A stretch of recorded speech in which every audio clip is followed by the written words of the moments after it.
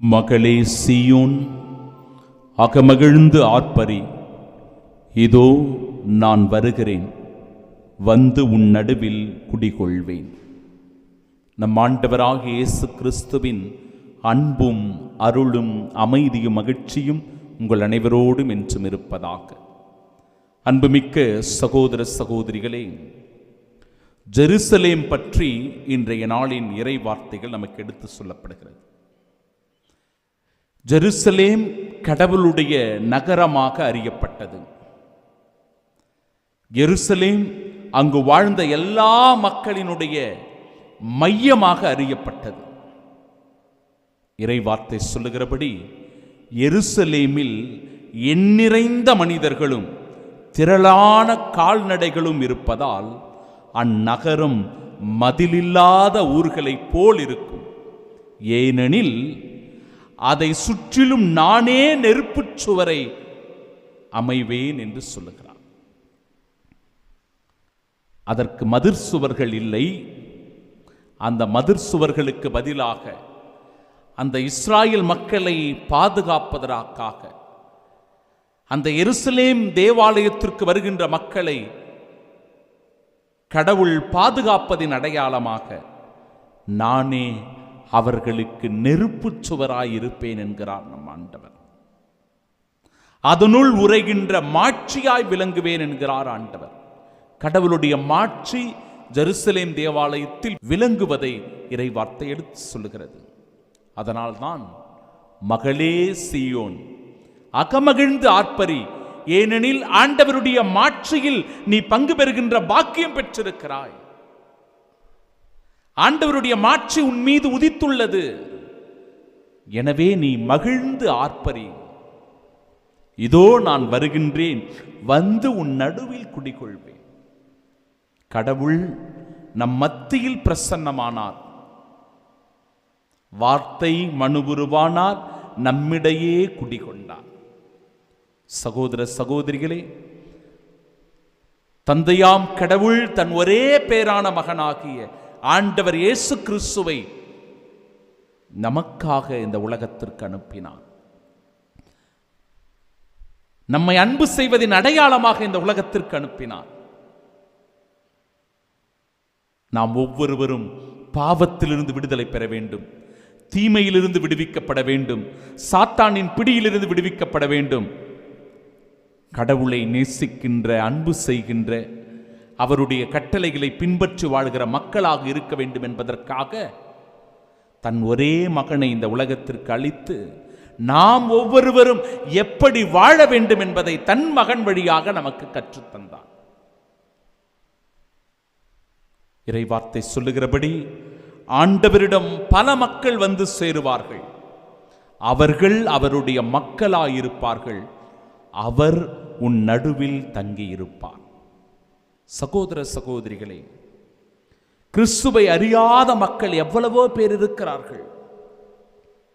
கிறிஸ்துவை பற்றி தெரிந்து கொள்ளாத மக்கள் எவ்வளவோ பேர் இருக்கிறார்கள். இன்னும் நம் ஒவ்வொருவருக்கும் கடமைகள் பல இருக்கிறது.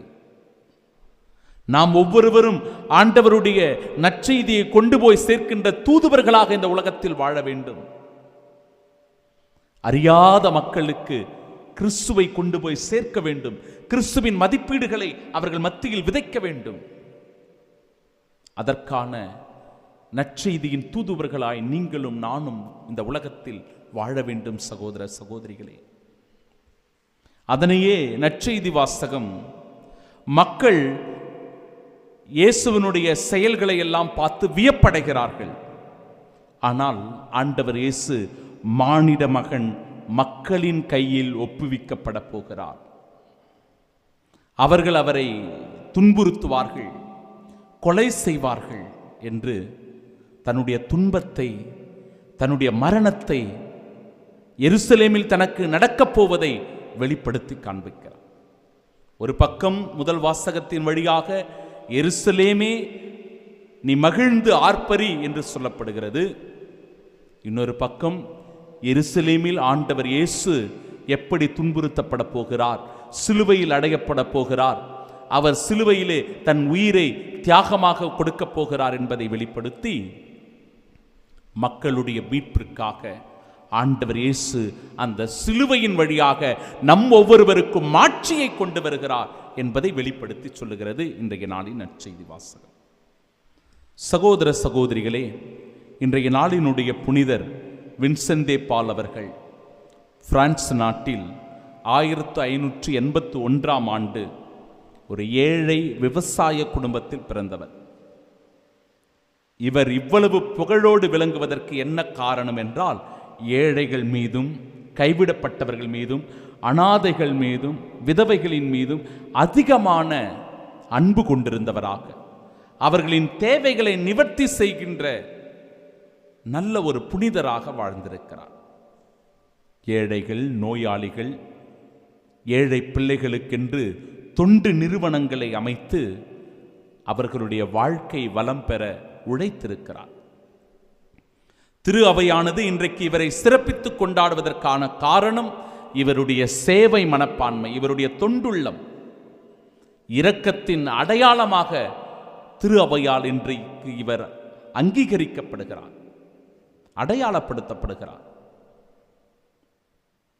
இவருடைய வாழ்க்கையை பற்றி நாம் பார்க்கும்போது, டீகோண்டி என்கிற ஒரு செல்வ சீமாட்டி ஏழை எளிய மக்களுக்கு உதவி செய்ய, அவர்களுக்கு பணிபுரிய யாருக்கு விருப்பமோ அவர்கள் முன்வரலாம் என்கிற ஒரு அறிவிப்பை வெளியிடுகிறார். புனித வின்சென்ட் தே பால் அவர்களுக்கு ஏழை எளிய மக்களின் மீது அன்பு அதிகம். ஆனால் அவரிடத்தில் பணம் இல்லை. அவர்களுக்கு உதவி செய்வதற்கு அவரிடத்தில் எந்த பொருள் வசதியும் இல்லை. இப்படி ஒரு அறிவிப்பை கேட்டவுடனே மனமுவந்து அந்த இடத்திற்கு ஓடி வருகிறார். இவருடைய ஆர்வத்தை, இவர் பணி செய்கின்ற விதத்தை பார்த்து அந்த செல்வ சீமாட்டியும் தன்னுடைய சொத்து முழுவதையும் இவருடைய பெயரிலே எழுதி வைக்கிறார். இவரும் ஏழை எளிய மக்களுக்கு உதவி செய்து நிம்மதியாக அந்த ஆன்மீக பயணத்தை செய்து கொண்டிருந்த வேளையில், இந்த செல்வ சீமாட்டிக்கு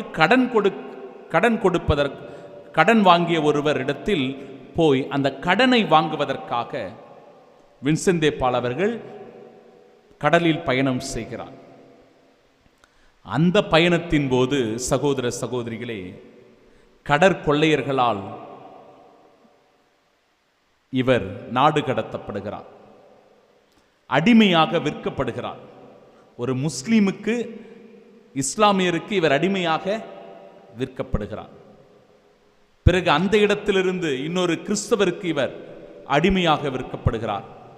அடிமையாக பணி செய்கின்ற இடத்தில் இவர் என்ன செய்தாராம்? திருப்பாடல்களை பாடியிருக்கிறார், கிறிஸ்தவ பக்தி பாடல்களை பாடியிருக்கிறார், ஏராளமான மக்களை மனமாற்றி இருக்கிறார், ஏழை எளியவர்களை நேசித்து வாழ்கிற மனப்பக்குவத்தை பெற்றிருக்கிறார். அதனால் அந்த பணிகளை எல்லாம் பார்த்த அந்த குடும்பமும் கூட அந்த அடிமை நிலையிலிருந்து அவரை விடுதலை செய்திருக்கிறது. இப்படியாக கிறிஸ்தவ பணியை மிக ஆர்வத்தோடு செய்த புனிதராக இவர் இருக்கிறார். எப்பொழுதுமே தன்னுடைய கையில் ஒரு சிலுவையை இவர் வைத்துக் கொண்டிருந்தாராம். இந்த சிலுவை என்னோடு இருக்கும்போது இந்த உலகத்தில் எதையும் என்னால் செய்ய முடியும், எவற்றையும் நான் என்னால் வெற்றி கொள்ள முடியும், ஏனென்றால் இந்த சிலுவையே என் வல்லமை, என் ஆற்றல் என்று சொல்லி அந்த சிலுவையை இறுதி வரை தன்னுடனே வைத்திருந்தாராம் புனித வின்சென்ட் தே பால் அவர்கள். பிரியமானவர்களே, அவருடைய காலகட்டத்திற்கு பிறகு 1833 ஆண்டில் ஃப்ரெட்ரிக் ஒசானாம் என்பவர் இவருடைய பெயரால் பல்வேறு தொண்டுகளை செய்வதற்காக, சமூக பணியாற்றுவதற்காக, ஏழை எளிய மக்களுக்கு உதவி செய்வதற்காக இப்படிப்பட்ட வின்சென்ட் தே பால் சபையை அவர் தொடங்குகிறார். இன்றைக்கு 153 நாடுகளுக்கு மேலாக இந்த வின்சென்ட் தே பால் சபையானது செயல்பட்டு கொண்டு வருகிறது. ஏழை எளிய மக்களுக்கு அவர்கள் உதவி செய்து கொண்டிருக்கிறார்கள். இந்த வேளையிலும் கூட ஒவ்வொரு பங்கிலும் இருக்கின்ற வின்சென்ட் தே பால் சபையினரை நன்றியோடு நாம் நினைத்து பார்க்கிறோம். அவர்களினுடைய பணி உன்னதமானது. ஏழை எளியவர்களுக்காக, நோயாளிகளுக்காக, கைவிடப்பட்டவர்களுக்காக அவர்கள் செய்கிற சிறு தொண்டு இறைவனுக்கே செய்வது போன்று, சின்னம் சிறிய என் சகோதர சகோதரிகள் இவர்களுக்கு நீர் செய்த போதெல்லாம் எனக்கே செய்தீர்கள் என்று ஆண்டவர் இயேசு சொல்வதை தங்கள் வாழ்வில் ஏற்று பணி செய்து கொண்டிருக்கிற ஒவ்வொரு வின்சென்ட் தே பால் சபையின் சகோதர சகோதரிகளை ஆண்டவர் இந்த நாளில் ஆசிர்வதிக்க, நாமும் அதே உணர்வோடு பிறருக்கு உதவி செய்கின்ற, இரக்க உள்ளத்தோடு நடந்து இரக்கச் செயல்களை செய்கின்ற நல்ல இயேசுவின் சீடர்களாய் வாழ்வோம். ஆமீன்.